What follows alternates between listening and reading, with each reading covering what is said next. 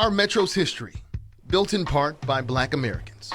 It shows that there were people in Kansas City, Black Kansas Cityans, making essential contributions to our community. Stories of triumph and perseverance, with many of them not widely known.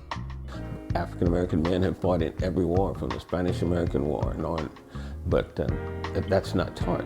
Our Black History Month special, aimed at shedding light on African American heritage and how it shaped our world today.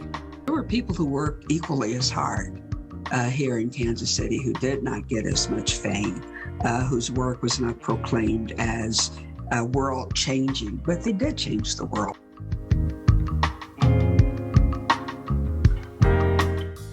Celebrating the heritage of African Americans. I'm Kevin Holmes with KSHP 41. Thank you so much for joining us. Over the next half hour, it is our hope that you learn more about the many contributions Black Americans have made to our own backyard. But first, to see how we got there, we have to take a look at where we came from. And in Kansas City, you may pass by signs of that journey every day.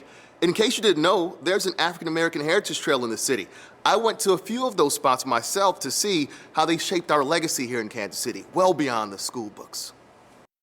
We pass the buildings every day. It's stunning. It's beautiful. Remnants of the past. We needed to have a Black voice in Kansas City. Still molding the future. History is today. Down the African American Heritage Trail, 3 locations show that legacy of the Black community, even if the doors are closed today. I can just look in and see, like the green leather of the chairs, and just wish that I could transport myself back in time for just half an hour till I just soak it all in.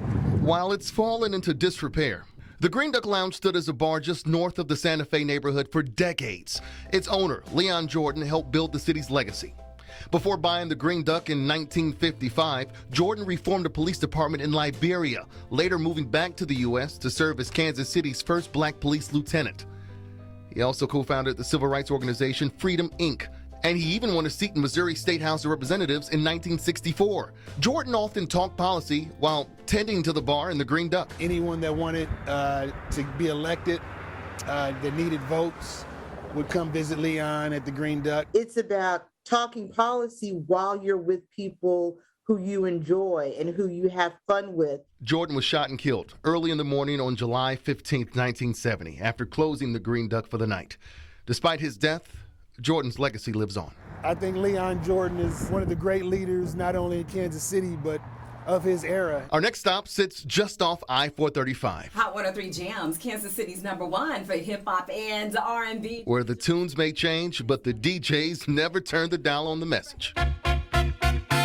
It's not about showing off, it's about taking care of what you do. Mike Carter has watched his grandfather build KPRS since its opening in 1950. Since the station's inception, its workers have broken the color barrier with music. We have just been doing what we need to do for the last 72 years, and we're going to continue to do that as long as the good Lord gives us a breath. Though Carter and his staff will stick to their plan that brought them decades of success by bringing listeners together through music and becoming a pillar of the Kansas City community. We're just proud to be a part of that history. It's not just music either. You see, in the 18th and Vine District, another hidden diamond shines for KC's creative minds. If you have an opportunity to be on stage, if you will, all kinds of wonderful things can happen. The Gem Theater's marquee and neon sign lit 18th and Vine since its days as a cinema in 1912. It stood as one of the few theaters where African Americans could enjoy a movie in Kansas City until closing in the 1960s. It was ready for the wrecking ball. But voices like Pat Jordan's prevented the demolition. Her love for theater drove her to lead renovation efforts from 1989 to lifting the curtain for its reopening in 1997. Those efforts preserved the power behind the Gem. Even being here in the quiet, there's something that's just very meditative about it and very powerful. And so I feel all of that history when I stand in here. A history bigger than the building itself. And the reason why these locations lasted as long as they have. It's not just about the walls and the seats, but it's about the human beings. And that was just a portion of the trail. Check this out on your screen. It is a full map. All those diamonds represent a historical site.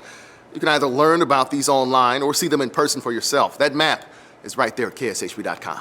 You know, aside from those stories, the physical locations tell. The Kansas City Public Library unveiled its efforts to expand exposure to the authors and to the readers for that matter. Dan Cohen tells us how they're peeling back the pages.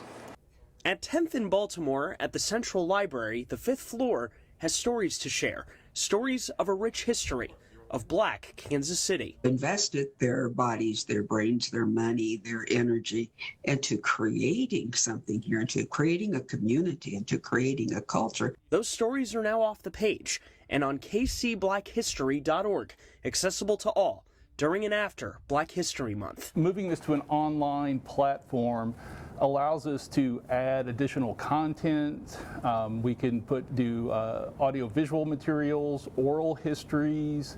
We can expand our bios and ultimately reach a lot more people. The project's leaders say this takes Black History Month beyond the familiar national story to a hyper-local narrative. This brings it home. It shows that there were people in Kansas City, Black Kansas Cityans, making essential contributions to our community. Contributions spelled out in dozens of biographies, essays, all at your fingertips. There were people who worked equally as hard here in Kansas City who did not get as much fame, whose work was not proclaimed as world-changing, but they did change the world. kcblackhistory.org also offers crafted lesson plans for educators, so a complete picture can be painted for students. To avoid the discussions of folks who have come before seems like an act of erasure, and so it's been a privilege to work with educators here in the Kansas City community. Where do you see this going in the future?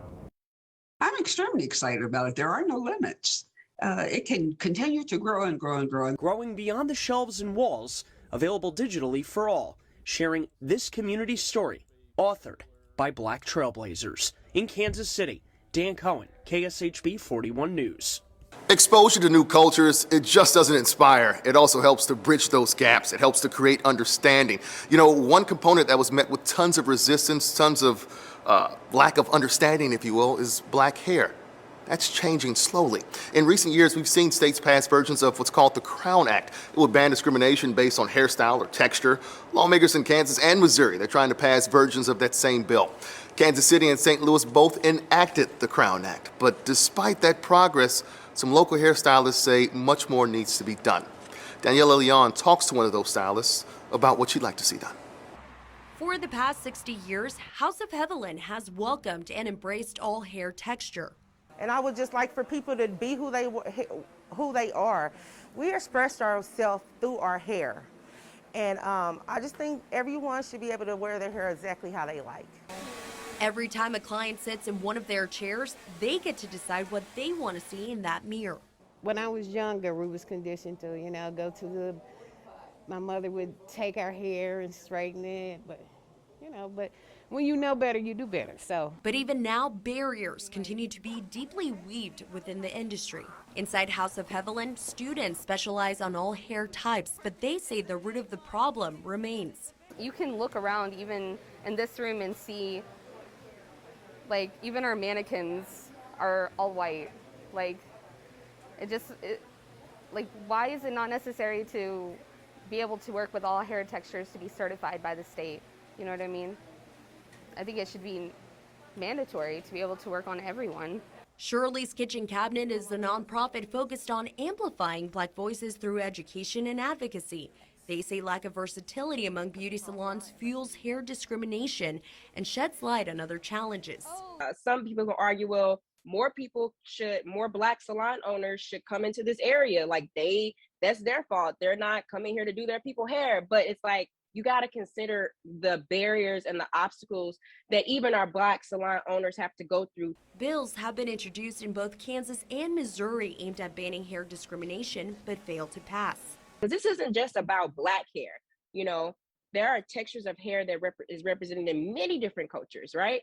And those cultures are also being excluded from these spaces when they show up to get their hair done. For House of Heaviland, change starts with students and teaching them how to bring out the beauty in all of us. If you are taught right and have the right education, once again, you would know it's not about the color of your skin, it's about the texture of the hair. And you will also know the proper ways to go about to take care of that client with their texture of hair. And understanding this issue can no longer be combed over.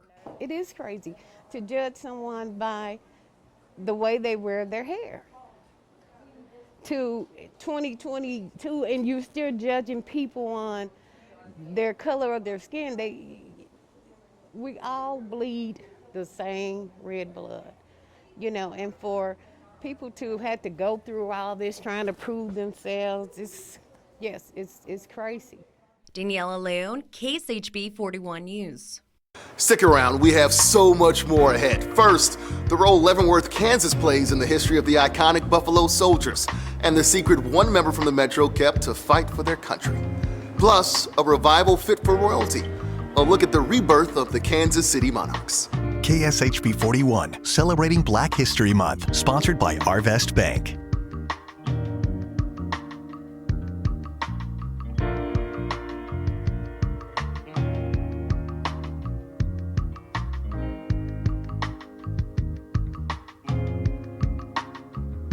Fighting for their country and their rights. You know, the stories of blacks in the military has been constantly met with struggle as well. For decades, the military was segregated, those soldiers known for years as Buffalo Soldiers.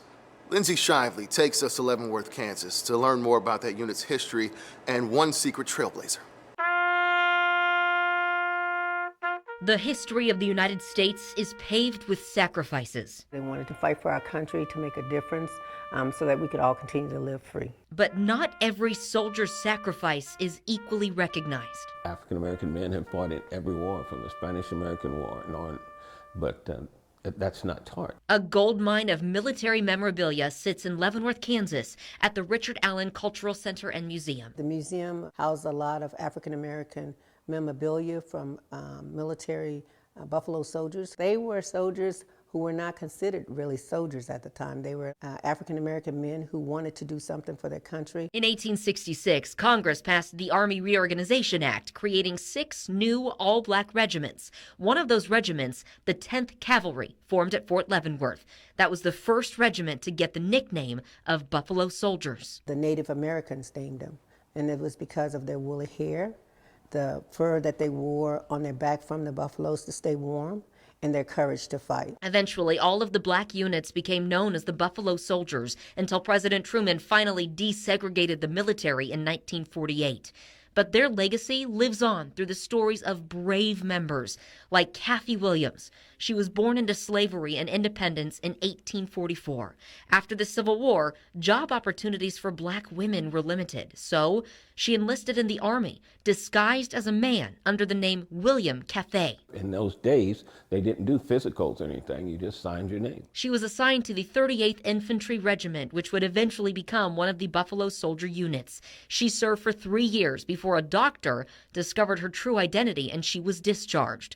Williams is the first recorded black woman to serve in the U.S. Army. It's about a woman who was determined to make her way, no matter what. A monument to Williams now stands outside the Richard Allen Center, and just down the road at Fort Leavenworth stands the Buffalo Soldier Monument, a project initiated by General Colin Powell. These symbols preserving history for future generations. Well, I wish that somewhere in the curriculum of the schools that they would teach our children about the Buffalo Soldiers. I think they were very significant. We just want everybody to know about all the races that fought. So William Wallace, the historian you just heard from, he actually knew and talked with many of the Buffalo Soldiers long after their service days. They remained in Leavenworth, Kansas. But did you know the Buffalo Soldiers weren't the first unit, the first black unit to serve in combat? Before black men were legally allowed to enlist, a senator from Kansas recruited them to what was called the 1st Kansas Colored Infantry Regiment. That was the first regiment of free black men to see combat, starting with the Battle of Island Mound in Bates County, Missouri in October of 1862. Despite being outnumbered, the black unit suffered fewer losses than the Confederate side. And in 1863, when the Emancipation Proclamation was signed, the regiment was formally mustered into federal service at Fort Scott, Kansas. This was a big step forward, allowing people that were considered by way too many people as property to actually be human beings and be able to fight for their beliefs. Because how would you feel when decisions are made that you have no control over, but they're decisions over your life? A memorial to the members of the 1st Kansas Colored Infantry Regiment killed in battle now stands at Fort Scott National Cemetery. After the break, the revival of the Kansas City Monarchy on the baseball diamond. KSHB 41, celebrating Black History Month, sponsored by Arvest Bank. The foundation of baseball. Did you know it's rooted in Kansas City?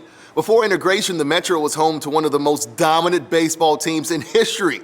You know we're talking about the Kansas City Monarchs, a staple in the Negro Leagues. The city created a legacy of excellence. But you know, in the past year, you may have seen or heard more about the Kansas City Monarchs. Ryan Takeo talks a bit about the rebirth of this franchise and its storied legacy it leaves right here in Kansas City.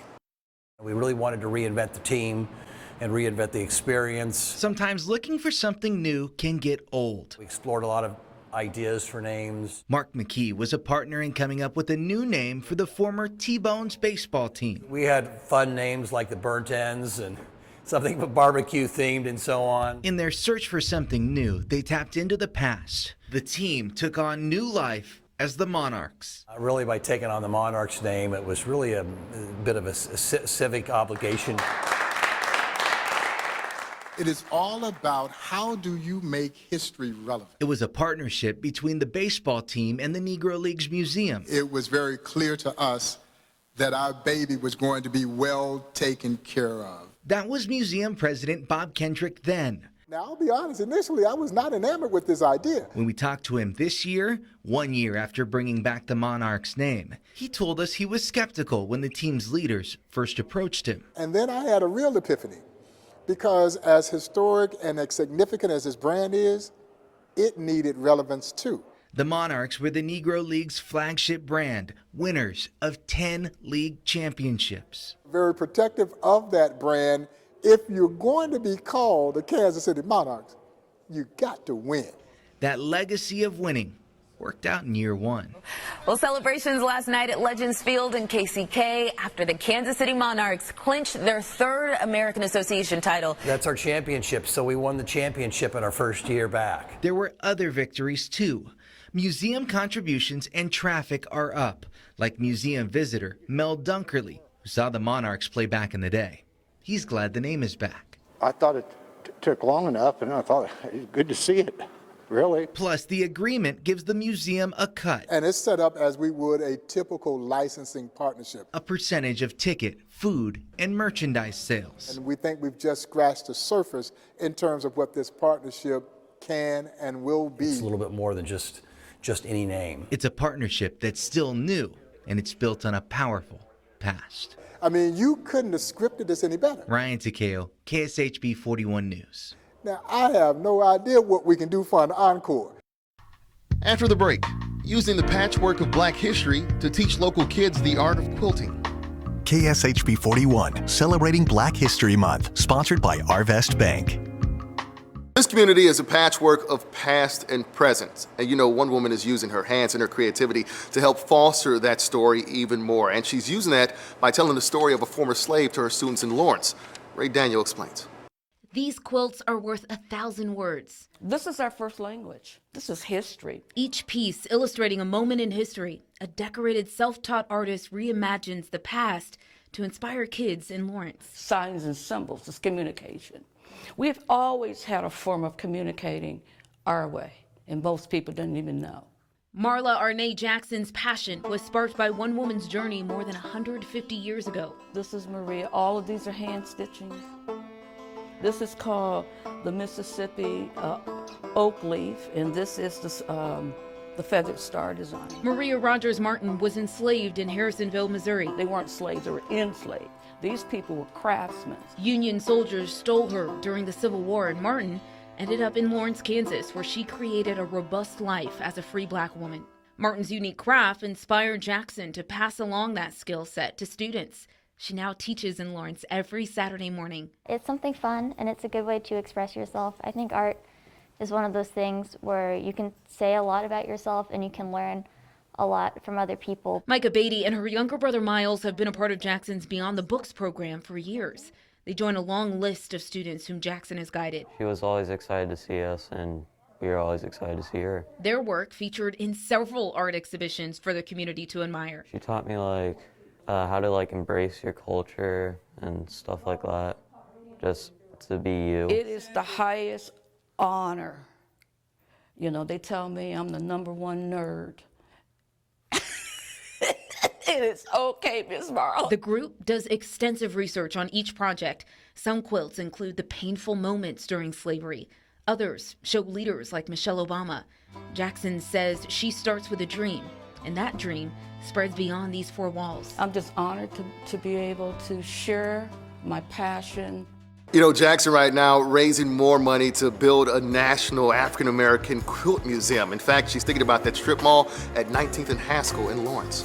The stories of Black Americans in the Metro doesn't just stop here. There's so much more for you. Click away at kshb.com. Take a minute to check out our website.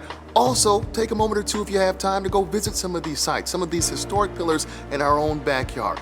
Our hope is, after watching the last half hour, you are more inspired and you also have a better sense of understanding, because when we all do as a community, we all do better. I'm Kevin Holmes. Thanks for watching.